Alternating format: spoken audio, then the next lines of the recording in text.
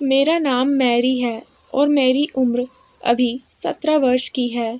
मैं अभी 12वीं का एग्ज़ाम दे रही हूँ और इसी एग्ज़ाम से मेरी सारी लाइफ फिक्स होने वाली है कि मेरा कौन सा कॉलेज में एडमिशन होगा। और इसी को लेकर सबसे ज़्यादा टेंशन मेरी माँ को है, मेरे पापा नहीं हैं। पता है मैं आप सबको ये सब बातें क्यों बता रही हूँ? क्योंकि मेरी माँ को जैसी कोई और माँ अपनी बेटी से प्यार में अंधी होकर ऐसी गलती कभी ना करे, इसीलिए। एक दिन मेरे घर पर मेरी मम्मी की फ्रेंड सुनीता आंटी आई थी। मेरी मम्मी बहुत ज़्यादा टेंशन में थी और उन्होंने बताया सुनीता आंटी को कि मेरी पढ़ाई अच्छी नहीं चल रही है और कॉलेज के एडमिशन के लिए भी बहुत ज़्यादा टेंशन में है। तभी सुनीता आंटी बोलती हैं कि उन्होंने अपनी बेटी सपना का एडमिशन एक बहुत अच्छे कोचिंग में उन्होंने कराया है, जिससे उनकी बेटी को बहुत अच्छा कॉलेज मिल गया है। वहाँ के टीचर सपना को बहुत अच्छे से पढ़ाते हैं, जिससे सपना के बहुत अच्छे मार्क्स इस बार आए हैं। तभी मेरी मम्मी कि क्या तुम मुझे उन टीचर का नंबर दे सकती हो, जिससे मैं अपनी बेटी का वहाँ पर एडमिशन करा सकूँ। तो सुनीता आंटी नंबर देती हैं और मम्मी नंबर ले लेती है और जब मेरी मम्मी टीचर के पास फ़ोन लगाती हैं तो फ़ोन तो उठाती हैं, लेकिन उनकी फ़ीस बहुत ज़्यादा हाई होती है। टीचर बोलते हैं कि तुम फ़ीस अभी आधी जमा कर दो, फिर आधी बाद में कर देना, लेकिन मेरी मॉम के पास अभी इतने पैसे नहीं होते हैं। एटीट्यूड में आकर फ़ोन कट कर दिया है उन्होंने।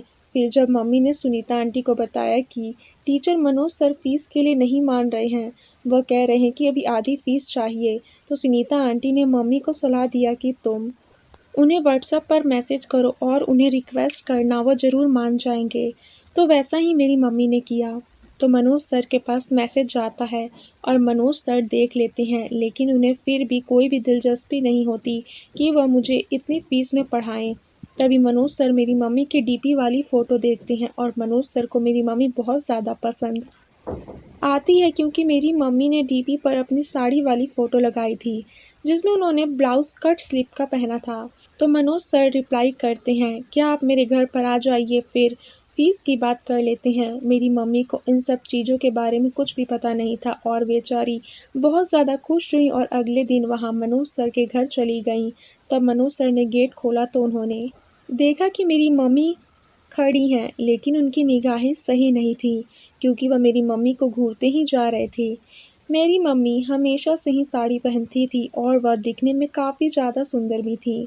तो मनोज सर ने मम्मी को अंदर बुलाया, तभी मम्मी ने कहा कि मैं इतनी फ़ीस नहीं दे सकती हूँ, लेकिन थोड़े समय में थोड़ा आधा-आधा करके ज़रूर लौटा दूँगी। लेकिन मनोज सर नहीं माने, उन्होंने कहा कि हमारी पॉलिसी के खिलाफ है। तभी सर ने बताया कि आप मुझे खुश कर सकती हैं तो मैं आपकी बेटी की फ़ीस आधा कर सकता हूँ, और मेरी मम्मी मान गई, क्योंकि उनके पास और भी कोई चारा नहीं था।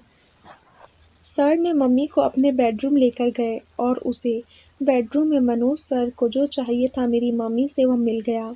मम्मी घर पर आकर मुझे कुछ भी नहीं बताई और उन्होंने बोला कि मेरा एडमिशन बहुत अच्छे कोचिंग में उन्होंने करा दिया है और मुझे अगले दिन से वहाँ जाना है। और मैं खुश थी जाने के लिए और अपनी पढ़ाई को कंटिन्यू करने के लिए, ताकि मुझे बहुत अच्छा सा कॉलेज मिल जाए और मेरे अच्छे नंबर आएँ। मैं अगले दिन से कोचिंग जाने लगी, लेकिन सर ने मुझे पर्सनल कोचिंग देना शुरू कर दिया और मुझे इसके बारे में नहीं पता था। मुझे लगा कि मैं पर्सनल कोचिंग में बहुत अच्छे से और ज़्यादा सीख पाऊँगी। मैं अपनी लाइफ़ को बहुत अच्छे से एन्जॉय कर रही थी और मुझे जो पसंद होता था वैसे कपड़े पहनती थी, जो खाती थी अपने पसंद से, मैं अपनी सारी चीज़ें पसंद से करती थी। मेरी अच्छी पढ़ाई चल रही थी। कोचिंग में मुझे नहीं पता था कि सर की नज़र मुझ पर भी बुरी है और उन्होंने मुझ पर बुरी नज़र देखना शुरू कर दिया। जब मुझे पढ़ाते तो यहाँ-वहाँ टच करते रहते थे, लेकिन मैं नहीं समझ पाती थी। मुझे लगता था कि बस ऐसे ही। लेकिन एक दिन क्या हुआ, मैंने अपना क्रॉप टॉप पहना था। उसी दिन मेरा बर्थडे था और जीन्स पहनी थी। वह क्रॉप टॉप मुझे बहुत ज़्यादा पसंद था। मैं उसी दिन कोचिंग गई तो सर को बताया कि सर आज मेरा बर्थडे है। सर ने मुझे बहुत अच्छी तरीके से विश भी किया। मैं पढ़ाई करने लगी, तभी मैंने देखा कि सर किचन से क्लास में जूस लेकर आ रहे हैं और उन्होंने मुझे बोला कि लो तुम पी लो, बहुत ज़्यादा थकी लग रही हो और बहुत गर्मी भी है। तो मैं बिना सोचे समझे वह जूस पी ली। मुझे नहीं पता था कि मेरे साथ कुछ ऐसा भी हो सकता है। मुझे चक्कर आने लगे थे, मैं नशे में थी और कुछ नहीं पा रही थी। तभी सर ने मुझे अपनी गोद में उठाया और अपने बेड उन्होंने भी वैसा ही किया जैसा मेरी मम्मी के साथ किया था। उन्होंने मेरे पूरे जिस्म पर से कपड़े हटा दिए और उन्होंने अपने हवस की प्यास बुझाई और फिर कुछ समय बाद मेरी आंखें खुली तो मैंने पाया कि मैं बेड पर बेसुध सी पड़ी हुई हूँ और वहीं पर चेयर पर मनोज सर बैठे हैं। मैं कुछ भी नहीं समझ पा रही थी। तभी मैंने देखा कि मेरे जिस्म पर एक भी कपड़े नहीं हैं। मैं यह देखकर बहुत ज़्यादा परेशान हो गई और फिर मैंने पूछा कि आपने मेरे साथ ऐसा क्यों किया? तो सर ने बताया कि मुझे जो भी पसंद आती है मैं उसे ऐसा ही करता हूँ। या तुम अकेली नहीं हो, तुम्हारे साथ पहली बार नहीं हो रहा है। मैं हर एक लड़की के साथ ऐसा ही करता हूँ। मैं यह सब सुनकर पागल हो रही थी कि कोई आदमी ऐसा कैसे हो सकता है और वह भी इतने पढ़े लिखे। उनके अंदर ऐसे विचार कैसे आ सकते हैं? तभी मनोज सर ने मुझे चेतावनी दी कि यहाँ पर जो कुछ भी हुआ है मैं किसी को ना बताऊं क्योंकि मेरे अच्छे कॉलेज का सपना टूट सकता है। वह अपनी पहचान से मुझे अच्छा कॉलेज नहीं दिलवाएंगे। लेकिन मैं चुप रहने वालों में से नहीं थी। मैं जाकर अपनी मम्मी को पूरी बात बताई और मम्मी यह सब सुनकर बहुत ज़्यादा परेशान हुई क्योंकि उनके साथ ऐसा हो चुका है। लेकिन वह समझ नहीं पाई थी कि जो आदमी मेरे साथ ऐसा कर सकता है तो मेरी बच्ची को कैसे छोड़ेगा? वह जानवर है। लेकिन मेरी मम्मी समझ चुकी थी और इस वक्त वह मुझे पुलिस स्टेशन लेकर गई और वहाँ पर कंप्लेन लिखवाई और उन्होंने सारी बात बताई कि कैसे-कैसे क्या हुआ है और सर ने हमें कैसे अपने जाल में फँसाया। तभी पुलिस इंस्पेक्टर सर ने यह सारी बातें जानकर मनोज सर को घर गए और वहाँ पर उन्होंने रंगे हाथों पकड़ लिया क्योंकि वह वहाँ पर भी किसी और के साथ मेरी जैसी ही एक लड़की जो कुछ भी नहीं जान सकी थी, उसके साथ क्या हो रहा है।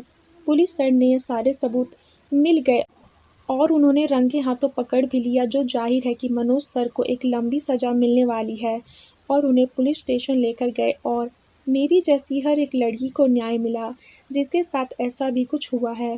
तभी मेरी मम्मी समझ चुकी हैं और उन्होंने मुझसे माफ़ी भी मांगी। उन्होंने कहा कि ये सब मेरी ही गलती थी। मैंने तुम्हारे लिए एक सही टीचर नहीं ढूंढ पाई और मुझे जान नहीं पाई थी जो इन मेरे साथ ऐसा कर सकता है तो मेरी बच्ची के साथ ऐसा क्यों नहीं करेगा? मैं नहीं समझ पाई थी और आई एम सॉरी। मैं भी ऐसा क्या कर सकती थी? मुझे इन सब चीज़ों के बारे में कुछ भी नहीं पता था। तो मैंने अपनी मम्मी को दिलासा दिया, जो हुआ सो हुआ, लेकिन हमें आगे से सावधान रहना चाहिए। तो हमें ये सीखने को मिलता है कि हर एक माँ-बाप की ज़िम्मेदारी होती है कि वो अपने बच्चे को एक सही टीचर दे, पूरी जाँच-पड़ताल के साथ और कभी भी अपने बच्चे को पर्सनल कोचिंग ना दे। अगर देते भी हैं तो वहाँ पर अपने बच्चे के साथ ज़रूर बैठे, जब तक पूरी कोचिंग की क्लास खत्म नहीं हो जाती है।